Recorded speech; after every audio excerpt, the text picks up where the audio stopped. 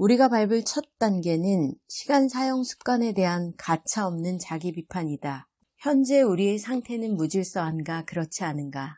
무질서한 생활의 특징을 살펴보자. 이 가운데 일부는 좀 웃기고 사소한 것처럼 보일지 모른다. 그런데 그런 것들은 대개 더 큰 그림의 일부일 뿐이다. 대표적인 몇 가지 증상을 들어보면 이렇다. 내 경우를 예로 들자면 내가 무질서한 상태에 접어드는 것은 책상이 흐트러져 있는 것만 봐도 알 수 있다. 침실 서랍장 위도 마찬가지다. 실은 내가 매일 지나가는 거의 모든 곳마다 처리하지 않은 서류, 메모지, 그리고 하다 남은 일감이 늘어져 있다. 여기서 내 책상은 다른 이에게는 부엌일 수도 있고 작업실이나 창고일 수도 있다. 동일한 원리가 적용된다는 말이다. 무질서를 보여주는 증상은 차의 상태에서도 나타난다. 차가 안팎으로 더러워진다. 또한 정비 일정을 잊어버리거나 스노우 타이어로 바꿔 끼우는 것, 자동차 보험을 갱신하는 것 등을 마감일이 될 때까지 잊어버린다. 무질서 상태에 이르면 나는 자존감이 낮아진 것을 깨닫게 된다. 사람들이 내가 한 일의 대가로 지불한 돈을 아깝게 여기거나 내 실상을 보고 그들의 기대 수준에 반도 못 미치는 인물이라고 폄하하지는 않을까 하는 단순한 두려움과 망상을 경험하기도 한다. 약속을 잊어버리는 일이 잦아지거나 응답하지 못한 전화 메모가 쌓이고 끝내야 할 일의 마감을 놓치기 시작하는 등의 현상이 발생하면 내가 무질서한 상태에 있다는 것을 알게 된다. 그렇게 되면 그날은 온통 지키지 못한 약속들과 어설픈 변명으로 채워지고 만다. 어쩔 수 없이 약속을 지키지 못할 경우를 얘기하는 것은 아니다. 우리 중 가장 질서정연한 사람이라도 그러한 경우에 처할 수 있는 법이다. 또한 무질서한 상태가 되면 쓸데없는 일에 에너지를 낭비하는 경향이 생긴다. 그저 무엇이든 이루어야겠다는 생각으로 자질구레하고 지루한 일에 골몰하게 된다. 백일몽에 빠지거나 반드시 해야 할 결정을 피하고 할 일을 뒤로 미루는 경향이 나타난다. 무질서는 꾸준히 탁월하게 일을 하고자 하는 의지에 나쁜 영향을 미치기 시작한다. 무질서한 사람은 자신이 하는 일이 보잘것없다고 느낀다. 일을 끝내놓긴 했어도 마음에 들지 않는다. 사람들의 칭찬을 그대로 믿기 어렵다. 최선을 다해서 한 일이 아니라는 것을 내심 알고 있기 때문이다. 무질서한 상태에 있는 그리스도인은 하나님과의 친밀한 교제를 거의 누리지 못한다. 친밀한 관계를 추구하는 마음은 분명히 있지만 제대로 되지 않는 것이다. 그들에게는 굳이 성경 공부와 묵상, 중보기도, 예배 등을 위해서 따로 시간을 떼어놓으라고 일러줄 필요가 없다. 이미 너무 잘 알고 있기 때문이다. 문제는 실천하지 않는다는 점이다. 그들은 시간이 없다고 변명하지만 무엇보다도 의지와 자기관리의 문제라는 것을 스스로 잘 알고 있다. 무질서한 상태에 있을 때에는 사적인 인간관계에서 그것이 드러나기 마련이다. 자녀들과 대화다운 대화가 없는 날이 며칠씩 계속된다. 아내와 같이 있긴 해도 피상적인 대화만 나눌 뿐 속마음을 내어놓지 않고 칭찬도 꺼린다. 못다한 일이나 나로 인해 마음이 상한 사람들에 대해 아내가 무슨 말이라도 하면 나는 신경이 날카로워져서 벌컥 화를 낸다. 사실 시간 사용 면에서 무질서해질 때 우리는 자기 자신을 비롯하여 자신의 일, 그 밖에 자신을 둘러싼 모든 것을 좋아하지 않게 된다. 그리고 그렇게 파괴적인 생활 습관은 일단 고질화되면 깨트리기 쉽지 않다. 이처럼 끔찍한 생활 습관은 깨어져야 마땅하다. 그러지 않으면 우리 내면 세계는 총체적인 무질서에 빠지고 말 것이다. 시간을 다스리는 법을 배우는 것은 우리가 굳게 결심해야만 하는 일이다. 심리학자들은 사람이 무질서해지는 이유를 여러 가지 말하고 있는데 그중 몇 가지를 숙고해보는 것도 도움이 된다. 시간 관리와 일정 조정에 관해서는 많은 책들이 쏟아져 나와 있다. 그러나 내면 세계의 질서를 원하는 사람이라면 시간관리법이나 요령을 배우기에 앞서 누구나 할 것 없이 진지하게 고려해야 할 근본적인 원칙이 있다. 그러한 원칙들을 실제로 적용하는 것은 시간 통제의 중요성을 무시해왔던 사람들에게는 상당한 도전이 될 것이다. 시간 예산 세우기. 개인적인 시간 관리의 핵심적인 원칙은 간단하다.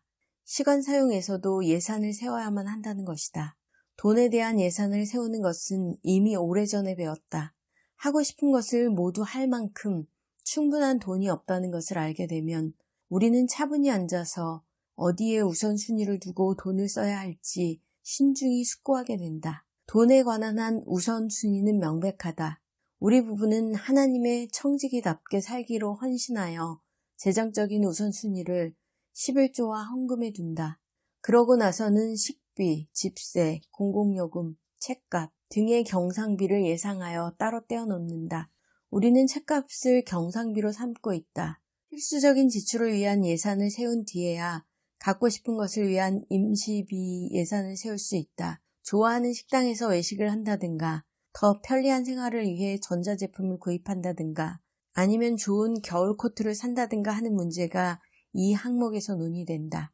재정관리에서 경상비와 임시비의 구분이 분명하지 않으면 결국 빚을 지게 되기 일쑤인데 그것은 재정적인 면에서의 무질서에 해당한다. 한정된 수입에 맞춰 예산을 세우듯이 한정된 시간에도 같은 원칙이 적용된다.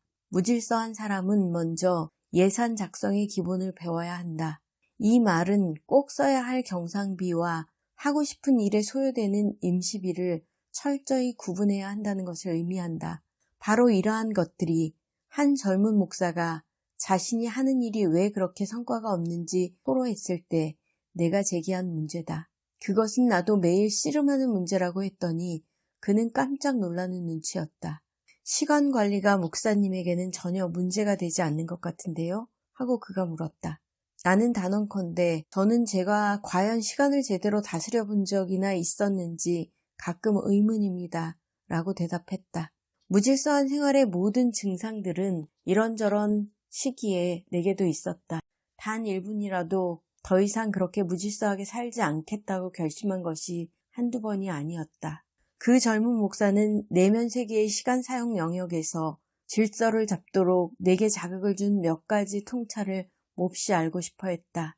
그 문제를 쉽게 풀어줄 정답이 내게 있을 거라고 생각했다면 그는 크게 실망했을 것이다. 대화가 진전되어 감에 따라 나는 단 한순간도 낭비하지 않은 것처럼 보이는 한 사람을 세심히 관찰해 보라고 제안하였다.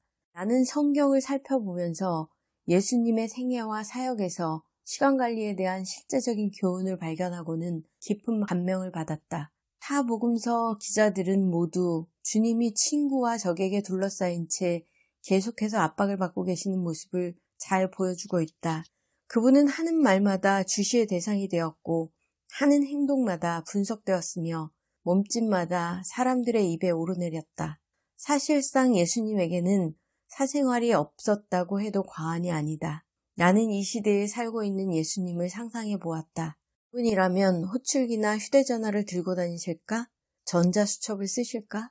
어떤 PDA를 택하실까? 비행기를 타실까? 운전을 하실까? 아니면 기차를 타실까? 광고의 매력을 느끼실까?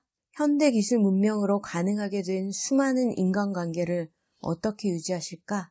방금 한 말이 불과 몇 초 사이에 전 세계에 퍼져서 내일 아침 신문의 머릿기사로 나오는 이러한 시대에 어떻게 적용하실까? 그분이 살았던 세계는 훨씬 규모가 작긴 했지만 그분에게도 우리에게 익숙한 방해거리와 요구가 많았던 것 같다. 그렇지만 예수님의 생애를 주의 깊게 살펴볼 때 그분이 서두르셨다거나 남을 따라잡아야 했다거나 불시에 기습을 당했다는 경우는 거의 찾아볼 수 없다. 예수님은 개인 비서가 없이도 공적인 시간을 잘 사용하셨을 뿐만 아니라 기도와 묵상을 위한 자기만의 시간과 제자 훈련을 위해 소수의 제자들과 함께 보낼 시간도 적절히 할애하셨다. 다시 말하면 이 모든 것이 가능했던 것은 그분이 시간을 잘 다스릴 수 있었기 때문이다. 그렇다면 우리 주님이 어떻게 시간을 다스렸는지 알아보는 것은 시간을 드릴 만한 가치가 있다. 무엇이 주님을 그토록 질서정연한 분이 되게 하였을까? 내가 감명하는 첫째 요소는 그분은 자신의 사명을 분명히 이해하고 계셨다는 점이다. 그분께는 이루어야 할 커다란 과업이 있었고 그 사명에 맞추어 시간을 조정하셨다. 이것은 십자가에 달리시기 전에 예루살렘을 향하여 가시는 그분의 마지막 여정에서 분명히 나타난다. 누가는 예수님이 여리고에 이르셨을 때 한 소경이 외치는 소리를 듣고 가던 걸음을 멈추셔서 그분이 추종자들과 반대자들을 당황하게 했다고 썼다. 예루살렘까지 가려면 아직도 67시간을 더 가야 하며 그들이 가는 목적이 6월절 축제에 참여하기 위한 것임에도 예수님이 개의치 않는 모습을 보고 짜증이 난 것이다. 사실 그들의 관심은 그리스도께서 목적하시는 바는 종교 축제에 맞춰 예루살렘에 도착하는 데 있을 뿐이라는 것이었다. 그러나 우리가 곧 알게 되듯이 그것이 예수님의 주된 목적은 아니었다. 소경처럼 불완전한 사람을 어루만져 주는 것이 예수님에게는 시간을 투자할 만큼 의미심장한 일이었다. 이 일이 있은 지 얼마 안 되어 예수님은 다시 한번 나무 밑에 멈춰 서셨는데 악명 높은 세리 삭개오를 내려오라고 부르시기 위해서였다. 삭개오의 집으로 가서 함께 대화를 나누고자 한 것도 주님의 생각이었다. 또 한 번 예수님을 둘러싸고 있던 무리가 몹시 화를 냈는데 먼저는 예루살렘으로 향하는 여정이 다시 방해를 받았기 때문이고 다음으로는 삭개오의 평판 때문이었다. 군중의 관점에서는 예수님이 시간을 잘못 쓰고 계신 것으로 보였다. 그렇지만 예수님의 관점에서 그 시간은 잘 사용된 것이었다. 그것이 그분의 사명에 걸맞는 것이었기 때문이다. 누가는 바로 이 사실을 언급한 예수님의 말씀, 즉 인자는 잃은 자를 찾아 구원하러 왔다는 말씀을 기록했다. 제자들로서는 이것을 이해하기가 쉽지 않았고 그래서 예수님은 그분의 사명에 담긴 구체적인 사실들을 제자들에게 주지시키셨다. 그들도 그 사명을 직접 소유하게 되기까지는 예수님이 어떤 기준과 방법으로 시간을 관리하셨는지 도무지 알지 못했다. 예수님의 시간 경영에서 발견할 수 있는 둘째 통찰은 그분은 스스로의 한계를 잘 알고 계셨다는 점이다. 예수님이 이 땅에 성육하신 하나님의 아들로 오셨을 때 그분은 천국의 왕으로서의 일정한 권리를 포기하시고 한동안 우리와 완전히 동일시되기 위해서 인간적인 제약을 그대로 수용하셨다. 그분도 우리와 똑같이 한계를 경험하셨으나 효과적으로 대처하셨다. 우리도 마땅히 그래야 하는 것처럼 예수님이 공적 사역을 수행하시는 동안 모든 중요한 결정과 행동을 앞두고 홀로 하늘의 아버지와 함께하는 시간을 반드시 확보하셨다는 사실을 과소평가해서는 안 된다. 예수님이 공생애를 시작하시기까지는 30년이라는 사실상의 침묵의 기간이 있었다. 장차 영원한 세계에 살면서 그리스도의 말씀을 직접 들을 기회가 올 때에야 비로소 그 30년의 중요성을 완전히 이해할 수 있을 것이다. 지금으로서는 기껏해야 그 30년이 중요한 준비 기간이었다고 결론을 내릴 뿐이다. 3년간의 중요한 활동을 위하여 30년 동안 무명의 개인적 준비 기간이 있었다는 것을 생각하면 놀라울 뿐이다. 마찬가지로 모세도 바로 왕과 대면하기 전에 광야에서 40년을 보냈다는 것에 놀랄 필요가 없다. 바울도 사도의 직분을 취하기 전에 광야에서 하나님의 음성을 들으면서 상당한 시간을 보냈다. 이들의 경험은 결코 예외적인 것이 아니었다. 예수님은 공적 사역을 시작하기 시전에 광야에서 아버지와 교통하면서 40일을 보내셨다. 12제자를 선택하시기 전에도 기도로 밤을 새우셨던 것을 잊지 말자. 가버나움에서 바쁘게 보내신 다음 날도 산에서 밤을 지새우셨다. 물론 마지막 예루살렘 여행을 준비하기 위해서도 변화산으로 물러가셨다. 최종적으로 겟세마네 동산이 있었다. 예수님은 자신의 한계를 잘 알고 계셨다. 이상하게 들릴지 모르지만 예수님은 우리가 쉽게 잊고 있는 다음의 사실을 알고 계셨다. 즉, 영적 전쟁이 시작될 때는 우리의 연약함을 보강하기 위해서 내적인 힘과 결의를 모으는 데 적절한 시간을 할애해야 한다는 것이다. 그와 같은 사적인 시간은 예수님의 시간 예산에서 고정 항목이었는데 그분은 자신의 한계를 잘 알고 계셨기 때문이다. 그리고 그 점이 그분과 가장 가까웠던 사람들조차도 완전히 이해하고 받아들이기 어려운 부분이었다.